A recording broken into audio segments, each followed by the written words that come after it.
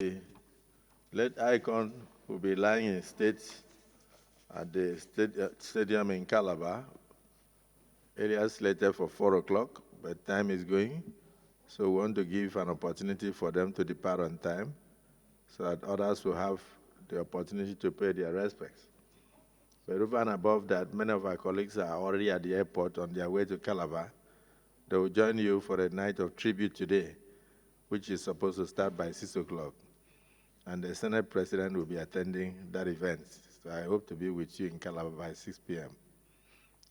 To also attend the night of tribute.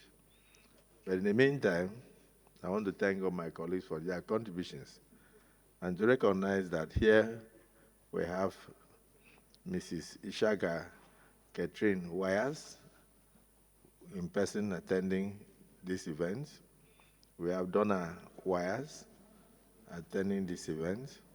We have Jenny Wires attending this event. We have Gina Wires attending this event. We have Kenneth Wires attending this event. We have Martin Wires attending this event. We have Shribo Wires attending this event. Of course, for the grandchildren, we have Faith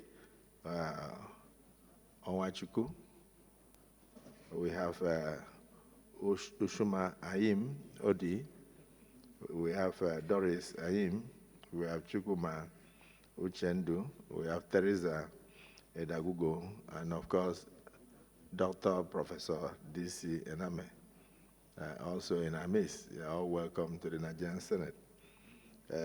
For my tribute to Dr. Wires, I will say that gathering here today to pay tribute to a man I knew personally, because my late brother, Nsima Akpabio, was one of his senators when he became a Senate President for the second time in 1983. So I had a bit of personal interaction with him as a young man. I say Dr. Wires was a trailblazer, even from all the speeches here today. As President of the Senate from 1979 to 1983, he brought glamour, he brought candor, he brought panache to the legislature. After 13 years of military interregnum between 1966 and 1979, the legislature had disappeared from the governance matrix in the country. It had to be resurrected, and the baton fell on Dr. Joseph Wires to do so. So it behoved on him, as the President of the Senate and head of that arm of government, to create a legislature that was contemporary and in sync with democratic tenets worldwide. So I would say to say that he acquitted himself creditably in discharging this responsibility is, for lack of words, to laud the very noble efforts that late Dr. Joseph Wires played. Such a critical role in shaping and deepening the nation's democracy between 1979 and 1983.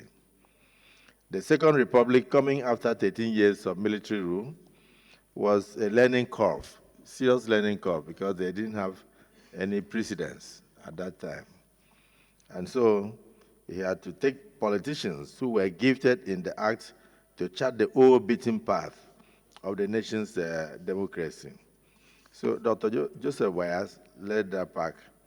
And we will remember in those days, the then president, President Shagari, in fact, they respected the legislature so much that I recall in one occasion when they came to my village, that it took the steps of Dr. Joseph Wires to determine how the procession went. Wires used to move much slower than the then president. So the president had to slow down his steps to follow Dr. Joseph Wires in most instances. So he determined how the government moved at the same time.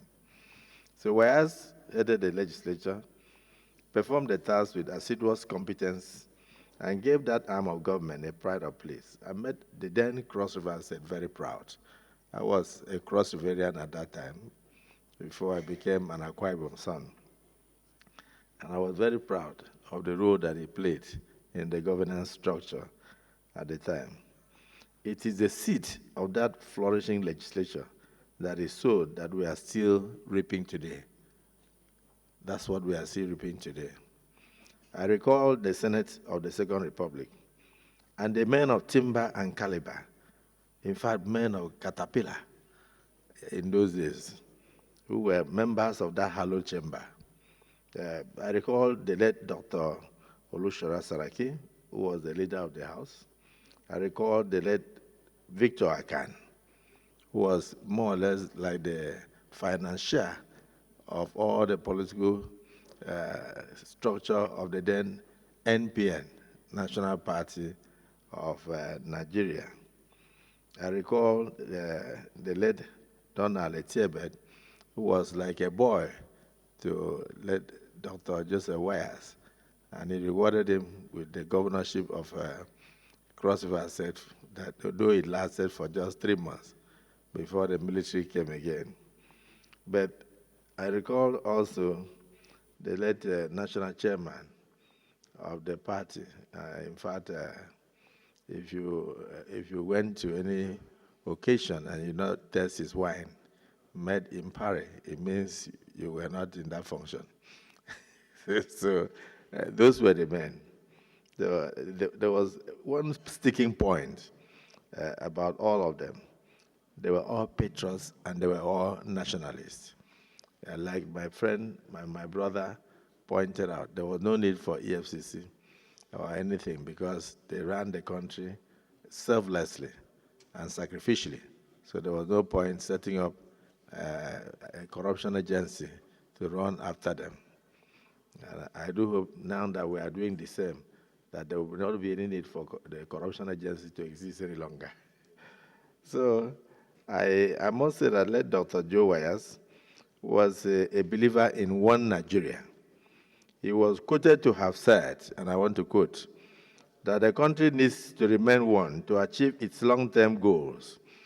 The federation is something that God has given to this country and should be maintained and kept at all costs, unquote. That was late Dr. Joseph Wires. His commitment to the unity of the nation was public knowledge. It was why he is also quoted to have said, keeping Nigeria united is very painful, but resourceful. Keeping Nigeria united is very painful, but resourceful. Here, growth is important. These were public statements that gave effect to his belief in the oneness of this country, Nigeria. As a pan-Nigerian that he was, the late Dr. Joseph Wires could speak almost all the languages in the country. He was able to speak Igbo and understood it perfectly. He spoke the Hausa language and understood it perfectly. He spoke Yoruba and understood it perfectly, and with clinical efficiency at all times. His interest in learning, appreciating, understanding, and adapting to situations, and in particular different languages of different ethnic groups in the country, for communication testified to the love he had for the country despite its diversity. He was always at home in any part of Nigeria that he visited. Today, the 10th Senate of the Federal Republic of Nigeria stands in solidarity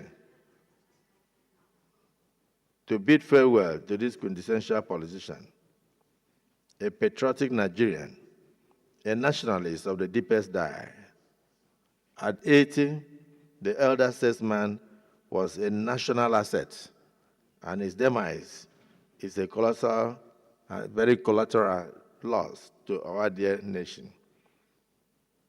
But I'm, however, consoled that he lived a fulfilled life and bequeathed a legacy that shall continue to inspire generations. My prayer to the family is that the years you did not live, may God Almighty add those years to yours. And I must also say that it's never late, because Dr. Joseph Wires wanted a son of the soil of Niger Delta to become a Senate president before his final burial obsequies. And on this note, I must say adieu, my predecessor. May your soul rest in perfect peace. Can we rise for a minute silence?